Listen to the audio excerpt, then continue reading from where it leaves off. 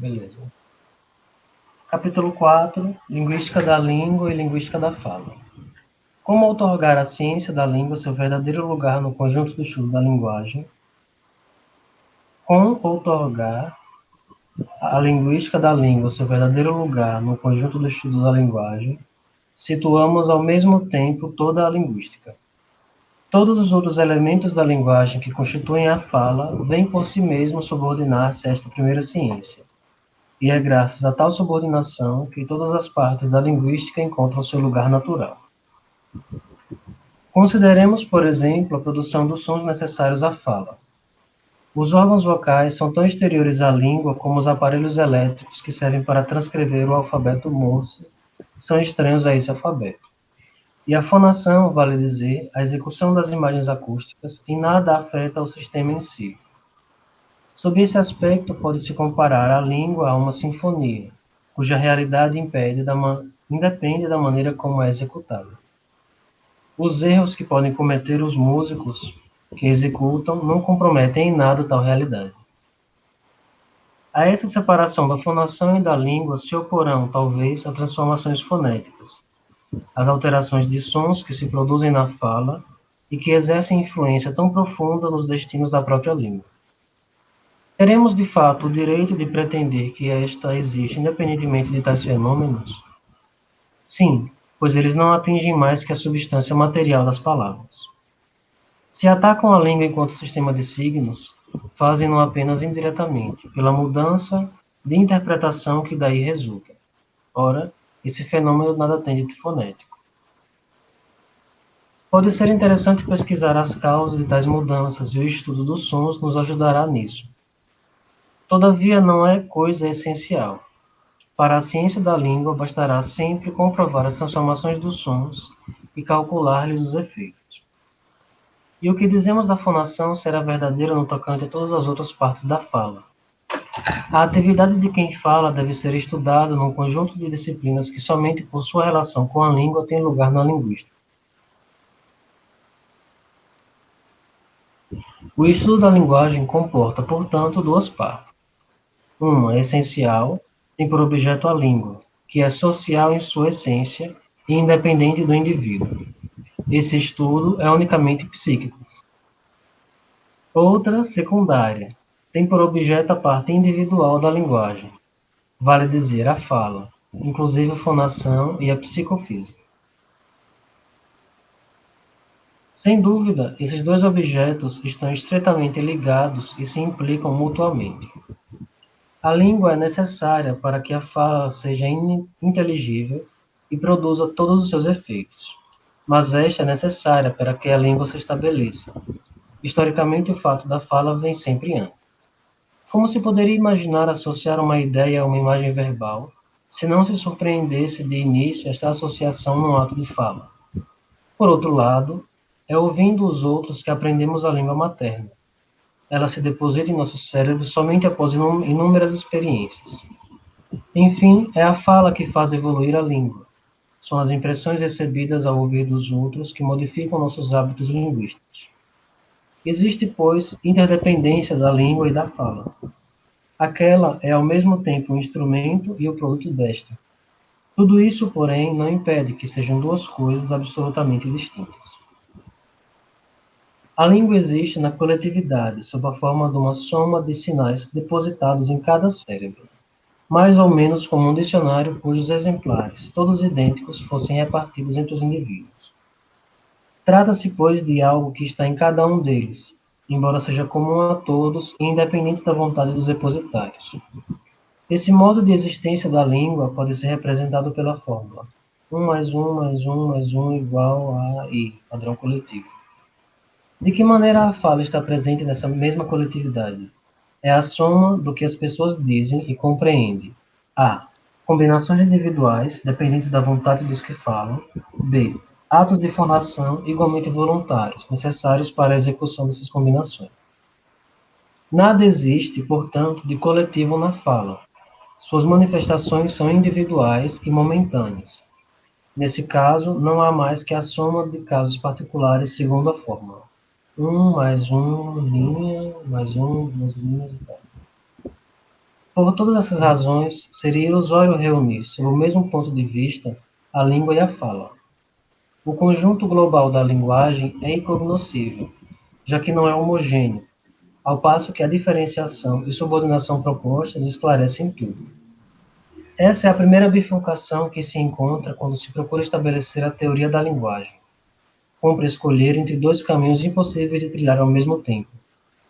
Devem ser seguidos separadamente.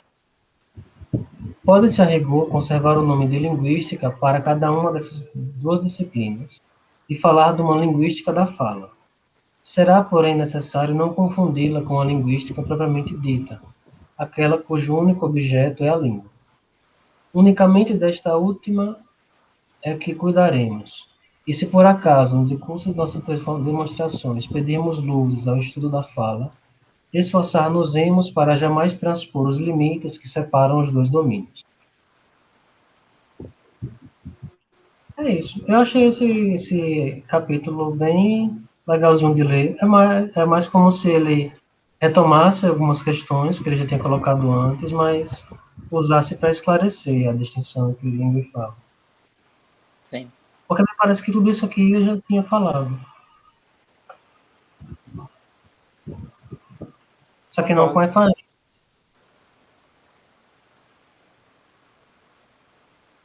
Esse capítulo aqui eu também achei a mesma coisa, eu tive a mesma impressão quando eu li.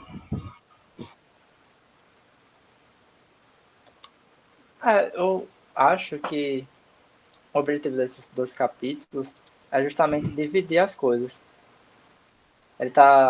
Ele já fez a distinção antes, mas ele tá meio que falando assim, olha, a ciência que eu vou tratar é essa, mas ela se distingue de uma outra que também pode surgir, que tem tais elementos.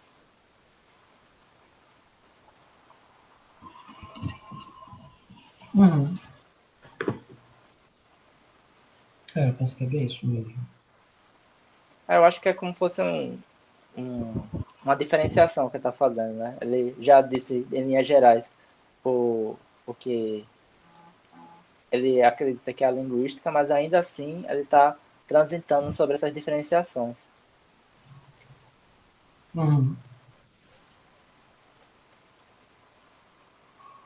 Bom, continuando então. Capítulo Ok. 5. Elementos internos e elementos externos da língua. Nossa definição da língua supõe que eliminemos dela tudo o que lhe seja estranho ao organismo, ao seu sistema, numa palavra, tudo quanto se designa pelo termo linguística externa. Essa linguística se ocupa, todavia, de coisas importantes, e é sobretudo nelas que se pensa quando se aborda o estudo da linguagem. Incluem elas, primeiramente, todos os pontos em que a linguística confina com a etnologia, todas as relações que podem existir entre a história de uma língua e de uma raça ou civilização. Essas duas histórias se associam e mantêm relações recíprocas. Isso faz recordar um pouco as correspondências verificadas entre os fenômenos linguísticos propriamente ditos. Os costumes de uma nação têm repercussão na língua, e, por outro lado, é em grande parte a língua que constitui a nação. Em segundo lugar, cumpre mencionar as relações existentes entre a língua e a história política. Grandes acontecimentos históricos, como a conquista romana, tiveram importância incalculável no tocante a inúmeros fatos históricos. A colonização, que não é senão uma forma de conquista, transporta um idioma para meios diferentes, o que acarreta transformações nesse idioma. Poderia citar como prova toda sorte de fatos. Assim, a Noruega adotou o dinamarquês quando se uniu politicamente à Dinamarca. É verdade que hoje, cerca de 1910, os noruegueses procuram libertar-se dessa influência linguística. A política interna dos estados não tem menor importância para a vida das línguas. Certos governos, como a Suíça, admitem a coexistência de vários idiomas. Outros, como a França, aspiram à unidade linguística. Um grau avançado de civilização favorece o desenvolvimento de certas línguas especiais, língua jurídica, terminologia científica, etc. Isso nos leva a um terceiro ponto. As relações da língua com instituições de toda espécie, a igreja, a escola, etc. Essas, por sua vez, estão intimamente ligadas ao desenvolvimento literário de uma língua, fenômeno tanto mais geral quanto é inseparável da história política.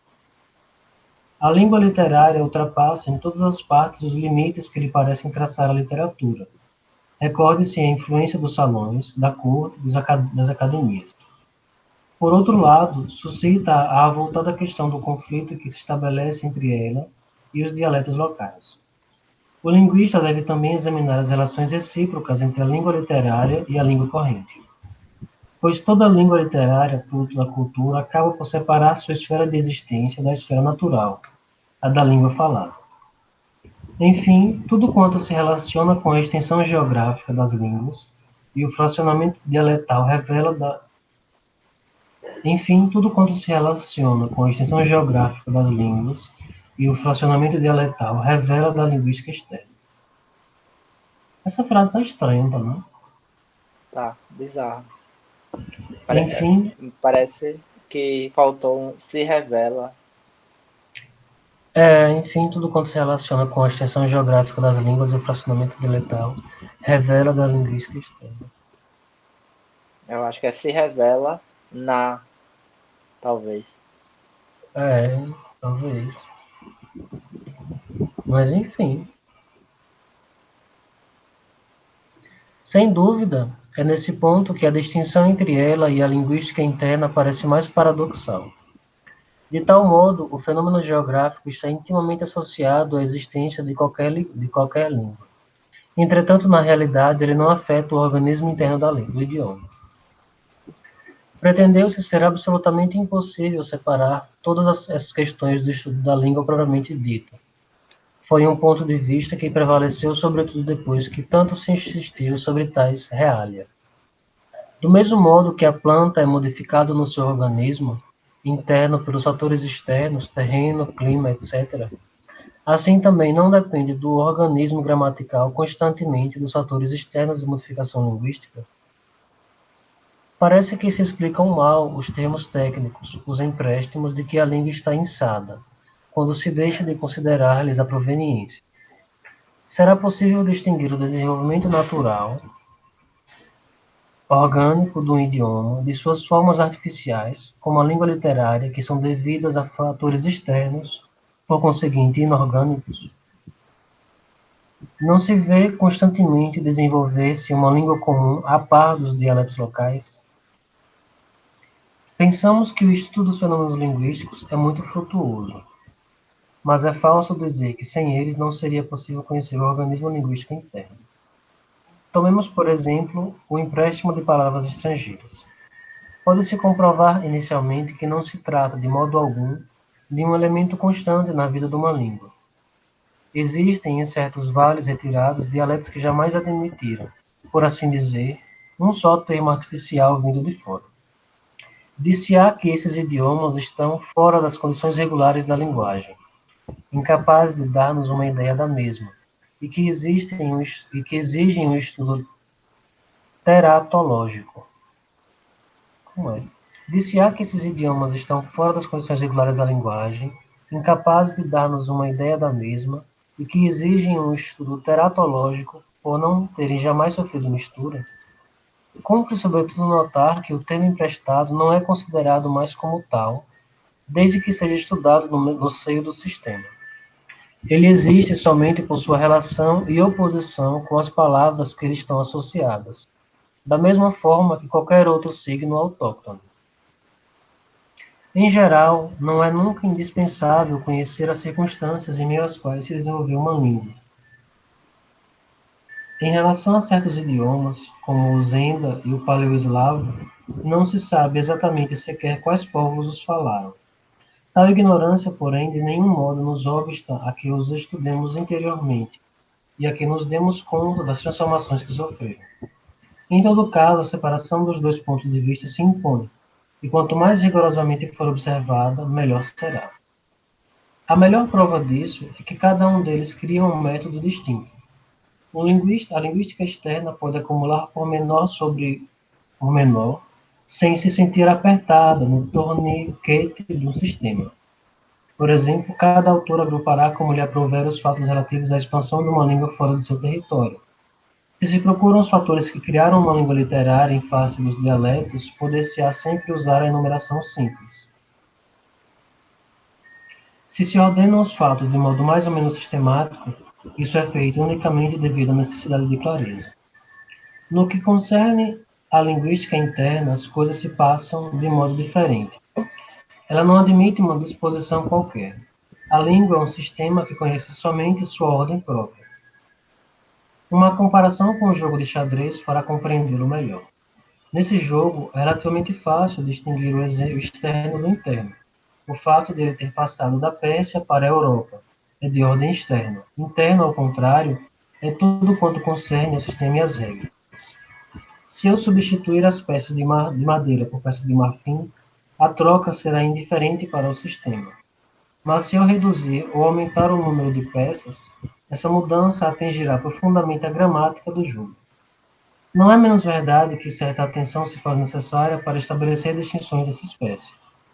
Assim, em cada caso, formular-se-á a questão da natureza do fenômeno, e para resolvê-la, observar-se-á esta regra. É interno tudo quanto provoca mudança do sistema em qualquer grau. Esse parágrafo é um pouquinho interessante, porque se a gente pegar todo um sistema e trocar cada palavra para um correspondente, para uma outra palavra bionivocamente, será que o Saussure admitiria isso como um outro sistema ou como o mesmo sistema?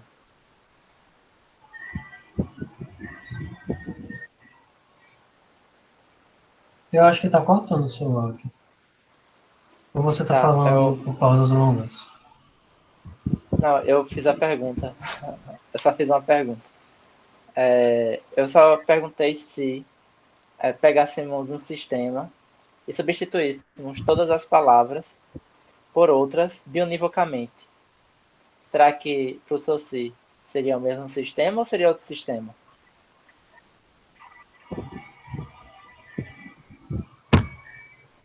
Eu acho que a forma do sistema seria a mesma. É porque o exemplo que ele dá não parece ter essa conclusão. Tipo, no sentido de que se você mudou por termos diferentes, então tipo, são palavras diferentes. O conteúdo, digamos, mudou. Mas o sistema, enquanto conjunto de relações e de posições, eu acho que para ele seria o mesmo. E cada palavra internamente ele teria o mesmo significado que tinha antes. Mas aí a pergunta, é o mesmo sistema ou um sistema diferente? É o mesmo sistema, eu acho. Ok. Eu acho que para ele seria o mesmo. Uhum. Tranquilo.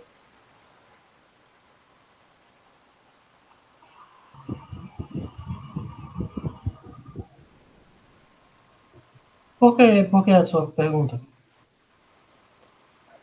Porque encaixa mais ou menos em um tipo de entendimento de tradução formal. Você estabelece uma regra em Uhum. que, só que em vez de palavras é expressões, né? Para cada expressão de um sistema, você consegue uma outra expressão em um outro sistema bionivocamente. E aí entra aquela pergunta, se isso é possível, isso quer dizer que as É, duas... Pode dizer, Moisés, o desculpa. Alan, eu não entendi o que você falou porque deu uma travada no seu áudio. Tá travando muito, é?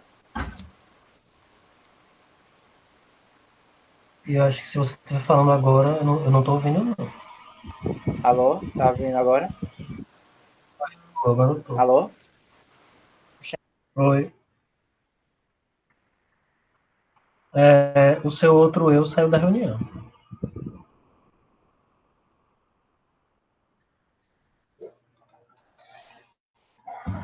Opa, melhorou agora? Oi. Agora eu estou ouvindo. Melhorou? Aham. Não, você estava falando por causa da tradução formal. Se você tem um sistema e você estabelece uma correspondência Não mil melhorou mil não, tá para. travando. Eita. E agora que eu faço? Faço fault nela? Tá travando bastante até. Não tô conseguindo entender não. Não sei se você tá me ouvindo. Tô sim. Tô ouvindo sim. Eu acho que é a conexão, porque eu tô mandando uma mensagem, mas ela não tá indo.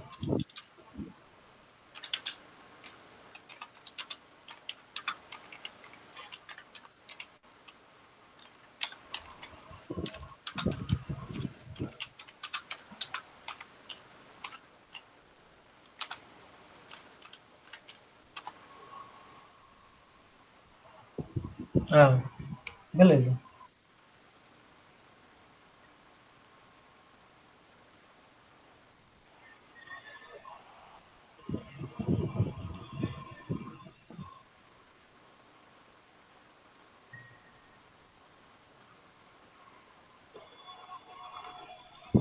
Bom, então, capítulo 6.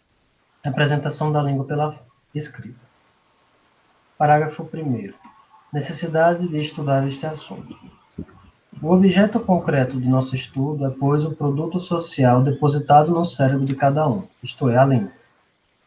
Mas tal produto difere de acordo com os grupos linguísticos. O que nos é dado são as línguas.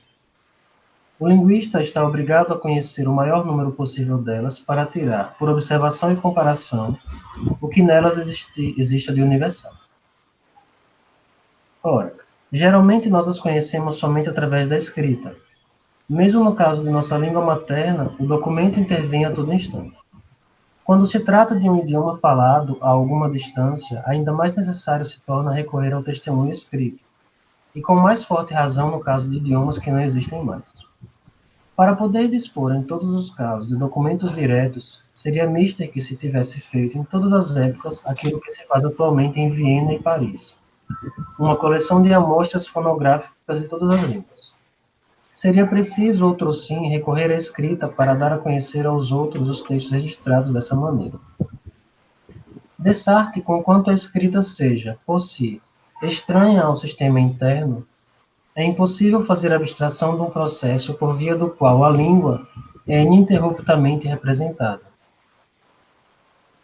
Dessarte, conquanto a escrita seja, por si, estranha ao sistema interno, é impossível fazer abstração de um processo por via do qual a língua é ininterruptamente representada.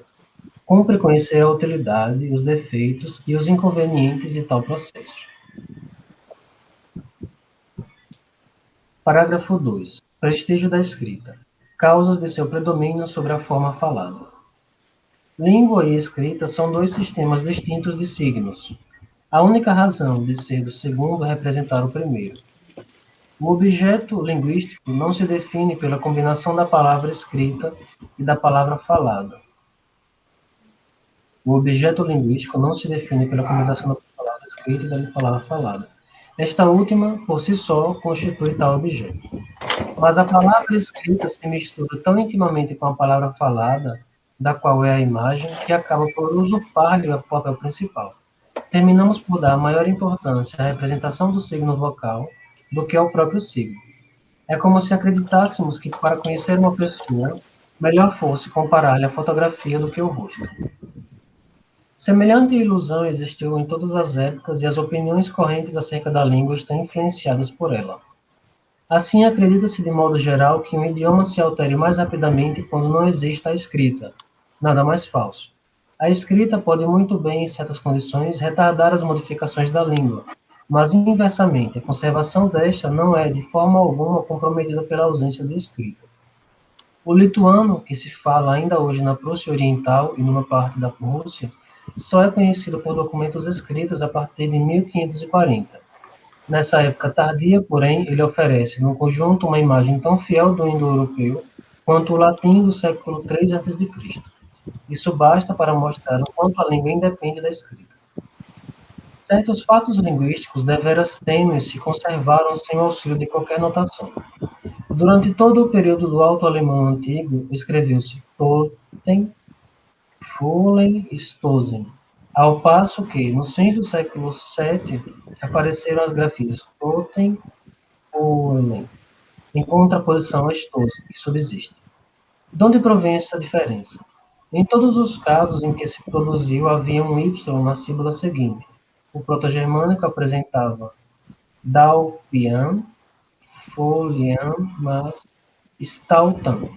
No limiar do período literário por volta de 800, esse Y se enfraqueceu tanto que a escrita não conservou nenhuma lembrança dele durante 3 séculos.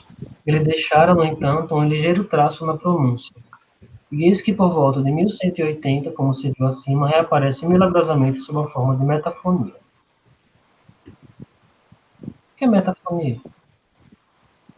Não sei.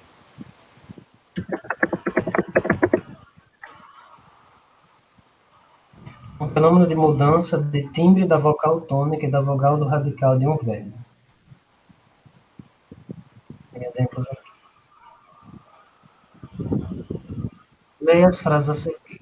O fogo destruiu o parque. 2. Os fogos iluminaram o céu. Você notou que, primeiro, a pronúncia do substantivo fogo difere da que é apresentada em 2? Você conhece esse fenômeno fonético? Trata-se do que chamamos de metafonia, quando ocorrer na mudança do timbre da vogal tônica, da vogal do radical de um verbo ou da desinência de uma palavra. Mas que seja. Vamos analisar essas 3 possibilidades de ciclos. Peraí, ainda, mano, eu já volto. Beleza.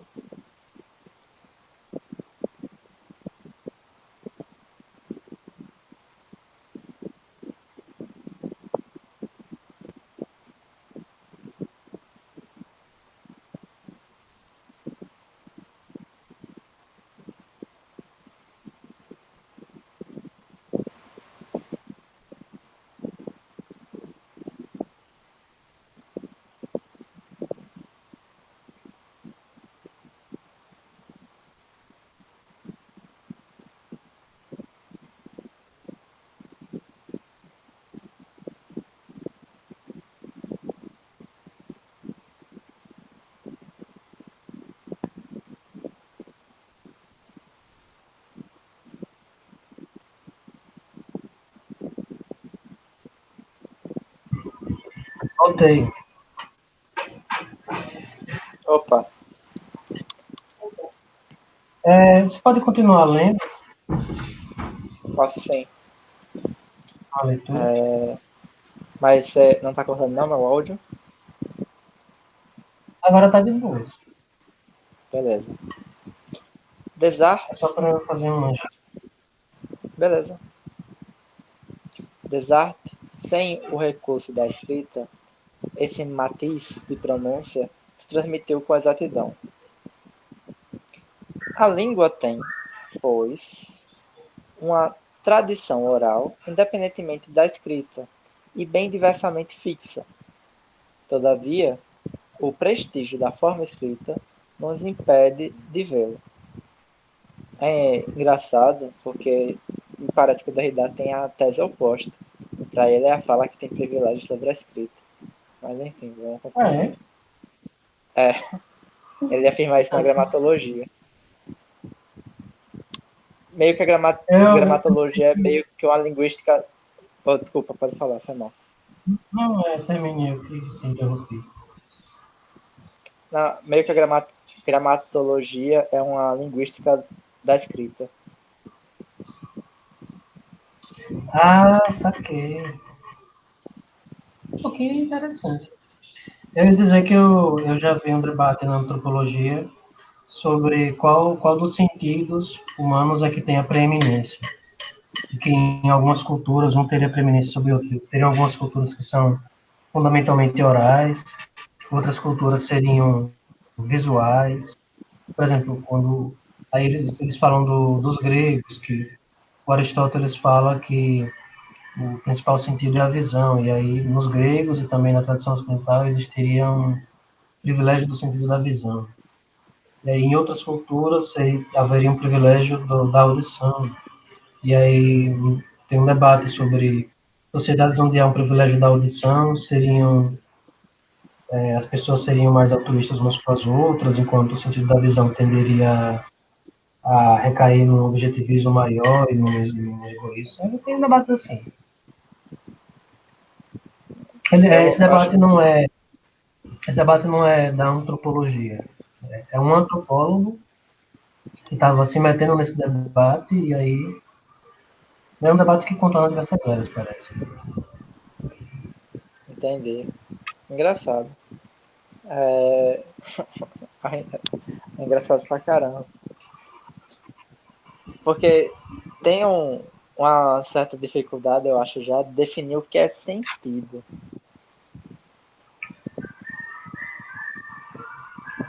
Definir o que é sentido. É. Qual é a definição de sentido que eles trabalham?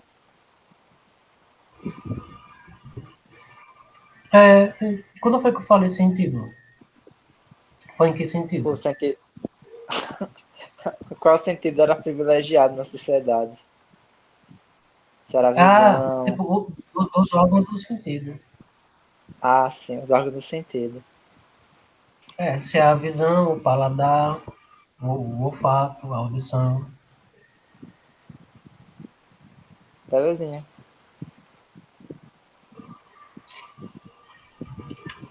Por quê? Certo. Eu não entendi a sua colocação. Qual Porque era a tem um debate, dificuldade de definir isso? porque tem um debate também dentro da biologia sobre o que é propriamente sentido. Meio que sentido tem uma tradição meio antiga e a gente absorveu ela por senso comum, mas ela não é uma noção científica. Uhum.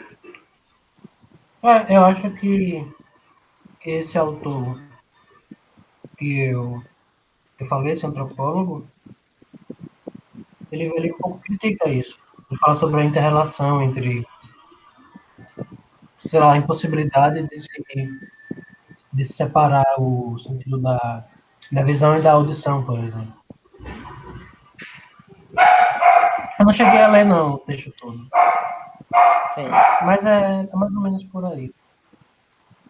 Assim, intuitivamente me parece verdadeiro que de fato a gente tateia as coisas, vê as coisas, ouve as coisas,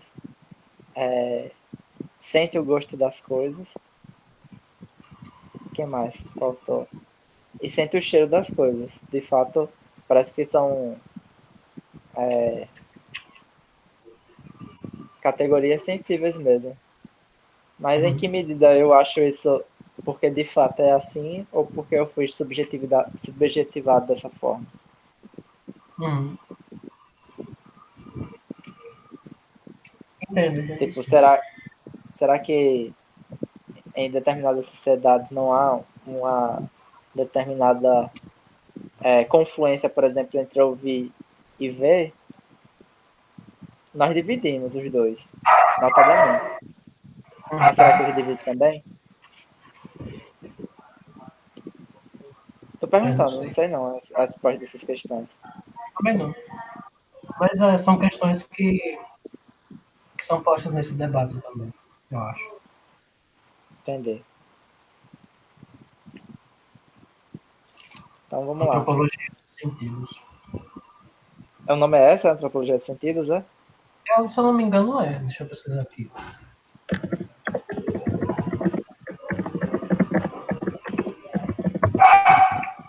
Quando eu falei esse nome, Antropologia dos Sentidos, para Rodrigo, ele falou que era redundante. Ah, meu Deus do céu, pelo amor de Deus. Oh, cara, Só que eu não entendi, tá você bom. entende por quê? Não. Na verdade, É eu entendo. Na verdade, eu antropologia. entendo, mas é um motivo estúpido, eu acho. Qual é o motivo? Sabe por... É porque, pro Rodrigo, é uma realidade dada que tudo que o ser humano pode conjecturar e formar discurso já é apreendido pelo seu campo sensorial. Então, não há sentido, por exemplo, falar a árvore em si. Você só vê a árvore porque a árvore já é um construto sensorial seu. Uhum. É impossível você conjecturar a existência da árvore sem o humano, porque a árvore só é árvore porque passa por percepto humano. Uhum. Mas por que isso faz com que a antropologia do sentido seja redundante? Porque para a antropologia fazer discurso sobre o homem, ela já tem que assumir os dados sentidos. Acho que é por conta disso. Ah, entendi. Eu acho que é por isso, né? Dado esse discurso que o Rodrigo faz.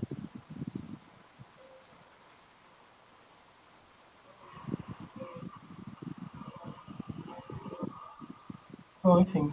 É um autor, eu acho que eu já comentei sobre você, do Tim Ingold. Ele tem uma tese muito interessante sobre o problema do mundo exterior na modernidade. Na verdade, não é sobre o problema, é sobre a maneira como ele é colocado. Ele diz que esse problema foi posto pela tradição filosófica moderna através de uma concepção de homem delimitado pela pele em oposição ao mundo exterior. Eu acho que é isso. Quer Sim, dizer, eu lembro. ele analisa a maneira como, simbolicamente, vou colocar assim, se colocou o problema para um conjunto desses indivíduos. Para ser Ele bem faz sincero, todas as soluções que eu vejo para o problema do mundo exterior, elas me são intuitivamente satisfatórias. E eu acho isso muito bizarro. Quais soluções? Tipo, essas soluções não soluções filosóficas dos modernos, mas tipo, a solução. O Heidegger também propõe uma solução a esse problema. E a solução passa justamente por ir na base do que seria a origem desse problema e ressignificar na base. Por exemplo, o Heidegger, esse problema do mundo exterior se dá justamente pela falsa dicotomia entre sujeito e objeto. Aí o que ele faz? Ele tenta criar uma ontologia em que sujeito e objeto eles não são dicotômicos, né? Eles são duas facetas de uma mesma experiência. Uhum, Só que ainda assim eu acho insatisfatório pra caramba esse tipo de resposta. Porque parece que uhum, intuitivamente a gente divide realmente as esferas do, do subjetivo e do objetivo. uhum. O Tim Não, Ingold, ele não está tentando responder, não, ao problema do mundo exterior. É só uma análise da. Tipo, é uma análise da concepção humana mesmo. Poderia ser feita, como é que esse indivíduo concebe uma xícara de café? Só que ele vai estudar os filósofos da modernidade. Não sei se deu para entender o que eu coloquei. Tipo, a análise dele é de como uma forma de conceber as coisas é compartilhada por um conjunto de indivíduos. Não é exatamente o problema do mundo exterior. Mas, por exemplo, outras culturas não teriam um correlato ao problema do mundo exterior, não? Não sei.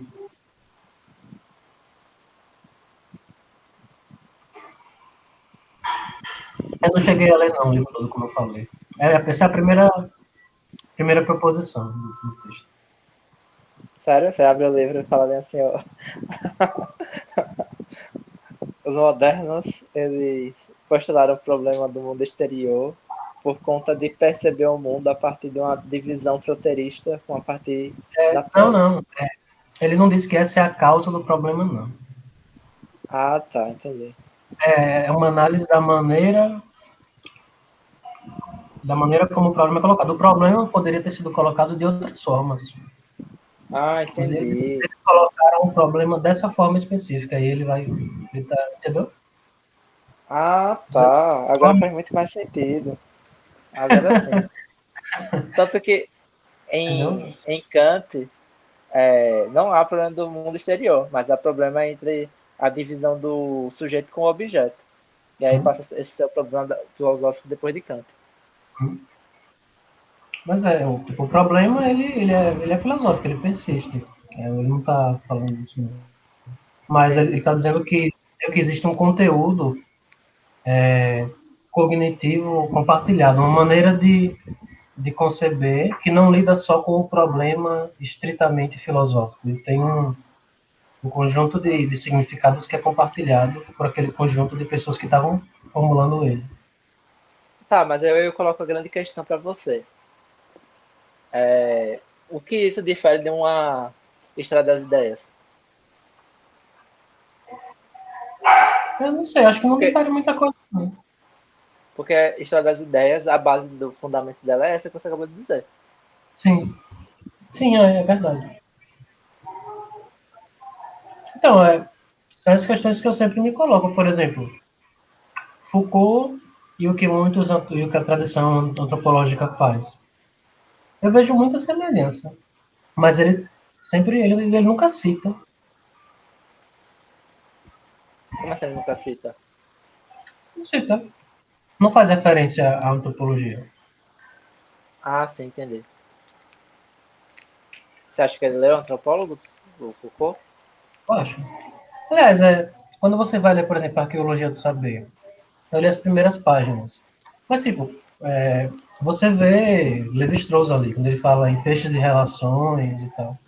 E ele não define o que são feixes de relações, porque ele está trazendo a tradição estrutural mesmo. Quando você já leu antropologia estrutural e você vê essa noção lá, dá para perceber que vem daí. Sim, eu já Só li. que ele, É, só que ele não cita. eu já li artigo dizendo que Foucault era estruturalista na sua primeira fase. Uhum. É estranho, né? Realmente, agora que você falou. Por que será que não É, cita? sei. O Levi cita, né? Geralmente, quando faz suas teorias, etc e tal. O Levi-Strauss cita. O Foucault, por algum motivo, não. O Buda, nas meditações pascalianas, ele fala que muito das propostas dos pós-modernos da época dele, de desconstrutivismo e tal, vem do Durkheim. Só que é uma referência que eles sempre negam, mas que são questões que têm sido formuladas pelo Durkheim que eles retomam sem fazer referência. Caramba, que bizarro, velho, isso que você falou. Por que será que isso acontece? Eu acho que é mais uma questão de você querer se sentir o filósofo autônomo, e eu tirei isso aqui do zero. Assim, meus preconceitos. Caramba, foi bom você falar isso. Eu não sabia disso, não. Que coisa estranha, pô. Tipo, geralmente esse negócio de não citação, eu atribuo como pode dizer, costume de época. Esse negócio de citar virou meio que uma obrigação muito recentemente. Sim. Mas na época que, sei lá, na época que esses autores escreviam, acho que não é muito assim, não. O Levi-Strauss anterior, todos eles, ele sempre fazia referência. Porque uma coisa é quando é uma noção amplamente conhecida e compartilhada, né? Outra coisa é quando é um conceito que é bastante específico de uma área e tal. Isso aí. Mas isso é interessante mesmo de se perguntar, por causa do seguinte. Eu que estou formulando essa questão. Mas tem coisas que a gente aprende que não tem propriamente uma fonte. Tipo, não tô tentando dizer que não tem fonte, Uhum, de onde a gente pegou esse conhecimento. Mas a gente não aprende a partir da fonte, é isso que eu quero dizer. Por uhum, exemplo, de matérias de exatas, você vai aprender uma de coisa uhum, que, às vezes, o referencial vai ser professor fulano de tal na disciplina tal, entendeu? uhum. Por exemplo, somar um mais um igual a 2. Você referenciar quem essa obtenção de conhecimento? É complicado. Não, eu sei que o exemplo é estúpido, né? Porque é coisa elementar. Mas parece que existe um certo domínio de conhecimento que é instrutivo, que a gente só aplica e não precisa referenciar. Uhum. Sim, E de isso é fato. muito comum, por exemplo, nas exatas. Nas exatas é comum. Por exemplo, quando alguém vai falar de física quântica, ninguém, a não ser que ele vai falar de uma particularidade muito específica de um autor específico, ele fala da teoria quântica como se fosse algo transcendental, assim, tipo, Uhum, tá pairando no ar. uhum. E eu queria saber quais são os limites desse tipo de procedimento.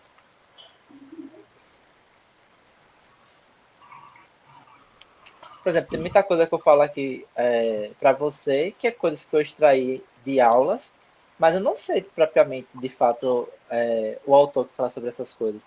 Mas eu sei que já são sensos comuns entre nossos professores.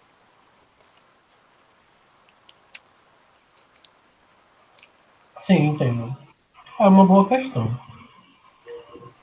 Talvez isso aconteça com esses filósofos. Durante a formação deles, eles tiveram uma formação que foi embasada em, nesses conceitos antropológicos, a ponto deles incorporarem no discurso deles e lidarem como se não fosse necessário procurar quem foi que falou aquelas coisas ou Na época, na época o Levi-Strauss era uma figura tipo, mundialmente conhecida e tal. E o próprio estruturalismo linguístico antes dele, né? Então, tipo, de fato, se for por essa lógica, faz sentido do Foucault não fazer uma referência, porque era um tipo de conhecimento que tinha uma ampla divulgação. Tipo hoje, com Bourdieu, não precisa dizer de onde é que vem o conceito de hábitos, ou o conceito de campo, que é meio que um conhecimento comum. Mas não sei, talvez seja o distanciamento da época que causa esse estranhamento, de você ver uma noção que está num autor, e aí aparece em outro autor, que ninguém fala como sendo, pelo menos para mim, ninguém associa muito Levi-Strauss a Foucault, e aí você vai lá e você encontra. sim, sim. Ou, por Não, exemplo, ou como Derrida e Durkheim. Durkheim é apresentado como o símbolo do conservadorismo, da figura da ordem pública e do Estado, E Derrida como um autor pós-moderno, símbolo da desconstrução e tal.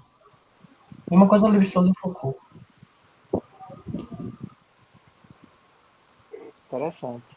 Não, essa questão que você colocou é muito boa, porque aparece, ela é recorrente no, na, entre os historiadores da filosofia. Por exemplo, uma questão que sempre você coloca é: ah, fulano de tal leu fulano de tal, porque por incrível que pareça,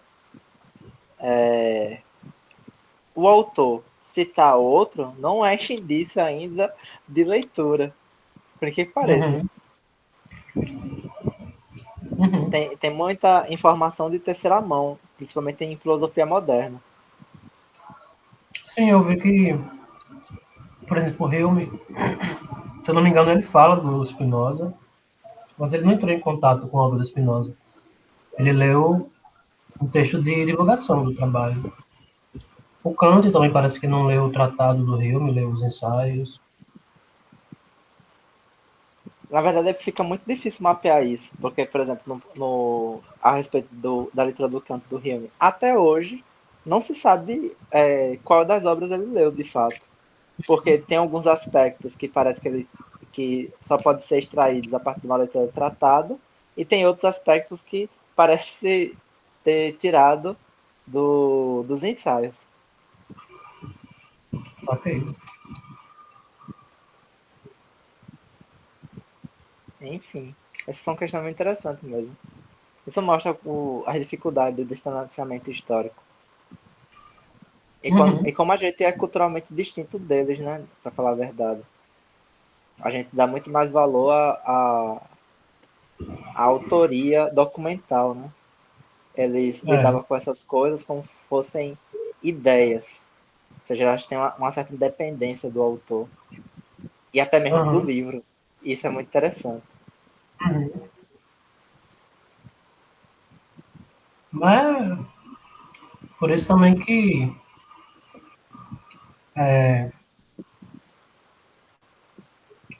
sei lá, o que eu ia falar. Eu ia fazer referência a uma conversa minha comigo de química, que ele estava falando do Lavoisier, de como o Lavoisier roubava os trabalhos dos orientandos.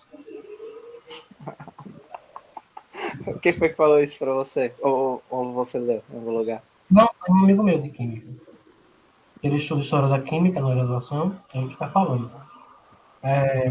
Tem um cara, ele era orientando do Lavoisier, eu não vou saber qual a teoria. É tipo, ele formulou uma ideia, tinha um conjunto de hipóteses e tal, só que ele não sabia, meio que ignorou porque não sabia o significado daquilo, não sabia, não conseguia ainda apreender o que aquilo significava completamente. Aí ele foi se consultar com o Lavoisier. O Lavoisier pegou a ideia, fez experimento e ia publicar como se tivesse sido a ideia dele, entendeu? Fica falando de desfecho. Parece que os dois receberam crédito no final. Não sei por que foi. Porque tem cartas, entendeu? Documentando ele expondo as ideias do Lavoisier e tal. Então tem esse Sim. registro. Mas não lembro direito desse fecho. Mas parece que era bastante comum que se fizesse isso. Pegar a ideia, desenvolver uma ideia do orientando, aí você conhece melhor o campo e a situação do debate, e você, sei lá, reformula um pouco e publica como sua. Parece que Entendi. no, a contra-história da ciência está repleta disso. Mas eu É, não mas conheço muitas histórias, só conheço essa. Mas aí é engraçado porque, tipo, ao mesmo tempo já existia processos por roubo de ideias. Aí como é que é realmente uma coisa muito maluca. Por É, exemplo, mas Leibniz, eu imagino que isso aconteça até hoje. Né? Porque, tipo, mesmo tendo ah, os processos e as punições e tal, entenda. não é uma coisa, Entendo, não, Gabriel. não é uma coisa difícil. acontecer não, eu acho. Por exemplo, eu escrevi um artigo sobre a construção do problema público da maré em Aracaju, e a não ser algumas indicações bibliográficas que eu tive, sugestões, eu fiz tudo sozinho. Mas o nome do meu orientador está lá, publicado, do meu orientador está lá, publicado junto com o meu. É, isso aí eu acho foda. Isso aí é de fuder, cara. Mas, tipo, ele não publicou sem o meu nome, tá lá o nome de todos que participaram da pesquisa, né? Em algum nível, todos os três que estão lá participaram da pesquisa. Mas a coleta de dados, a interpretação, a análise, a escrita do texto, tá quase todo feito isso. Então, isso E eu aí, cara, conheço histórias onde o orientando fez todo o trabalho, mas o trabalho final foi publicado sem o nome dele, de colegas meus. velho, parabéns, viu? Parabéns. Cara, mas que coisa esse negócio aí, velho. Tipo, eu já sabia dessas coisas. Mas eu acho mais interessante saber qual é a origem disso. Ou pelo menos especular a origem disso. Tipo, antigamente, a ideia disso era o seguinte, que o nome orientando vem justamente porque ele está seguindo as instruções de um orientador. E a depender do nível de instrução que o orientando tá recebendo, quem tem realmente autoria sobre aquelas ideias desenvolvidas é o orientador. Uhum. Só que isso aí se degenerou a ponto de o cara mandar você fazer uma pesquisa completa, sem dar uma única ajuda e ainda assim receber a autoria. Aí eu acho muito engraçado. É.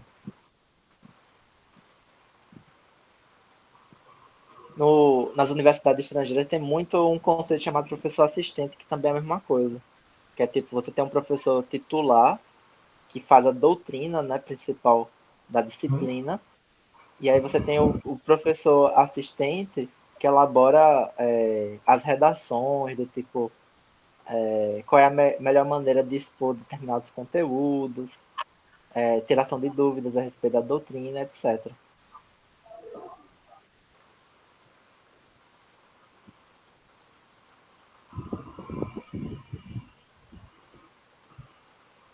Mas aí, esse professor assistente, ele faz pesquisa também ou ele só dá aula? Então, ele faz a pesquisa sobre a orientação do professor titular. Isso aqui. Aí, geralmente, ele faz um trabalho autoral para que ele suba de cargo. Aí, Mas como tá com o professor titular, tem mais chance de publicar, né? geralmente ele recebe uma revisão desse texto autoral pelo professor titular. Uhum. É assim mesmo.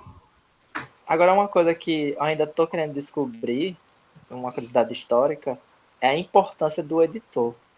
Porque nas obras antigas, pelo menos das acadêmicas, lá pelo século XX e século XIX da Alemanha, o editor tinha um nome destacadíssimo na capa, velho. Eu queria saber qual era essa importância do editor. Rapaz, será que É um não é nome muito por... destacado, pô. Oi? Desculpa. Não, eu ia especular, sei lá, por ser ter um número limitado de lugares que publicavam, e aí o editor, ele podia ir lá e colocar o nome dele grandão, não sei. Pode Realmente não ser, sei. pode ser. Mas ainda assim me espanta abrir as obras e ver um nome gigantesco de pessoas que eu nem sei o que fazem. Ah, sua tela Uhum. ficou escura, só pra constar, viu? Só o quê? Sua tela ficou escura, só pra informar. A tela da minha apresentação? Sim, agora voltou. Você minimizou, foi? Não, A tela entrou em descanso de tela? Não sei, acho que talvez tenha sido isso. Mas é que pra mim tava normal. Ah, Tá entendi. aparecendo agora? Tá sim.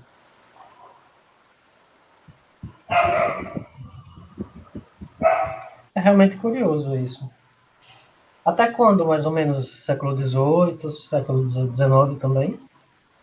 Século XIX, século XX, tem o nome do editor destacado.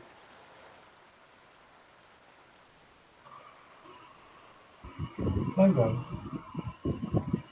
Aqui, por exemplo, ó, tem o, o nome da obra, aí tem o nome do autor aqui embaixo, e lá embaixo tem o lugar, Leipzig, e aqui está impresso e editado por B.G. Treubner. Quem porra é Treubner? Tem outros exemplos aqui, a gente pode ver vários. É só pegar os livros assim na,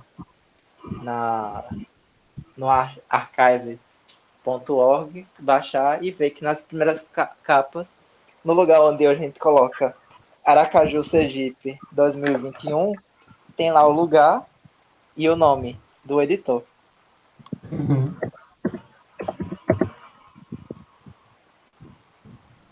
Devia ser um trabalho de campo, esse que era acreditado dessa forma. Esse o quê? Devia ser um trabalho de cão editar. Ah, realmente. Ainda mais se for texto escrito à mão. É, provavelmente era, né? Por Aliás, exemplo, eu não sei se é o editor que faz isso. Não sei, eu não sei o que um editor faz, na verdade. Pra mim ele só organizava, não sei. o editor ele é responsável por pegar o seu manuscrito, que pode ser tanto a punho ou como pode ser datilografado, e reorganizar ele dentro de uma formatação de livro. Hum. Então, por exemplo, quem escolhe as margens ideais, o tipo de fonte, a organização dos tipos é, da, da disposição dos tipos numa página é o editor. Hum. Ele é o cara que escolhe a melhor forma de apresentar aquele conteúdo que você escreveu no livro.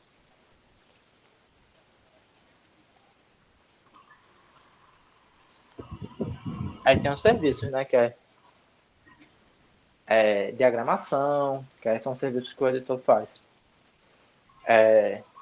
Às vezes, o editor é até responsável por criar anexos. Você manda um, um texto bruto e ele que divide em capítulos e seções.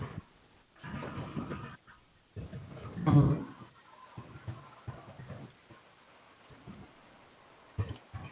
Mas enfim, vou voltar à leitura, beleza? Beleza.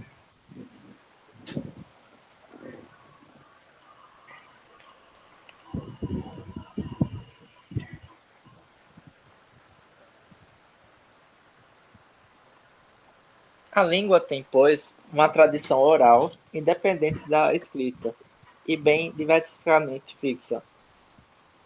Todavia, o prestígio da forma da escrita não impede de vê-la. Os primeiros linguistas se enganaram nisso, da mesma maneira que, antes deles, os humanistas. Tá. O próprio Bopp não faz diferença nítida entre letra e o som. Lendo, acreditar-se-ia que a língua fosse inseparável de seu alfabeto. Os sucessores imediatos de Bopp caíram na mesma cilada. A grafia TH da fricativa P fez crer a Green não somente que esse som era duplo, mas, inclusive, que era uma oclusiva aspirada. Daí o lugar que lhe ensinava, ou lhe assinala, na sua lei da transformação consonântica ou Lautverschiebung. Ainda hoje, homens esclarecidos confundem a língua com a sua ortografia. Gaston Deschamps não dizia de Berthelot que ele preservava o francês da ruína porque se opuseram à reforma ortográfica. Não, peraí, eu li muito errado isso agora. Ainda hoje, homens esclarecidos confundem a língua com a sua ortografia. Gaston Deschamps não dizia de Bachelot que ele preservara o francês da ruína porque se opusera à reforma ortográfica.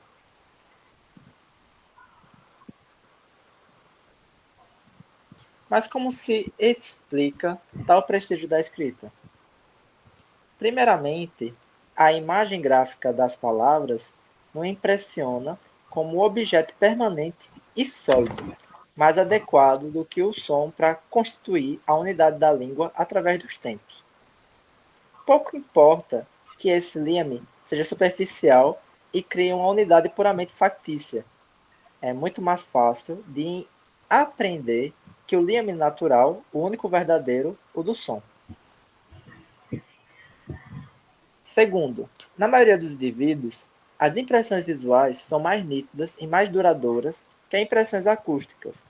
Descartes, eles se apegam, de preferência, às primeiras. A imagem gráfica acaba por impor-se à custa do som. Terceiro, a língua literária aumenta ainda mais a importância imerecida da escrita. Possui seus dicionários, suas gramáticas. É conforme o livro e pelo livro que se ensina na escola, a língua parece regulamentada por um código. Ora, tal código é ele próprio uma regra escrita, submetida a um uso rigoroso, a ortografia. E eis o que confere à escrita uma importância primordial. Acabamos por esquecer que aprendemos a falar antes de aprender a escrever, e inverte-se a relação natural. Quarto, por fim, quando existe desacordo entre língua e ortografia, o debate é sempre difícil de resolver por alguém que não seja o linguista. Mas, como este não tem voz em capítulo, a forma de escrita tem, quase fatalmente, superioridade. A escrita se arroga, nesse ponto, uma importância a que não tem direito. Alan, vou precisar sair agora. Belezinha. Obrigado pela reunião, viu? Obrigado também. Eu organizei lá os textos no Drive, pelo menos eu acho que eu organizei. Aí depois você dá uma olhada pra você ver se ficou, se tá realmente conforme o padrão que a gente faz nos outros grupos. Tranquilinho. Valeu, obrigado. Dá uma olhada. Vou tentar ler o texto do Durkheim. É Durkheim e Maus, né? O texto. Ah, sim, aham. Veja se você dá uma lida. Na reunião passada Belezinha. eu queria ler ele. E tá no Drive também, eu acho. Beleza, você colocou. Aí é só procurar por Durkheim que eu acho. Uhum. Beleza, falou. Falou, obrigado.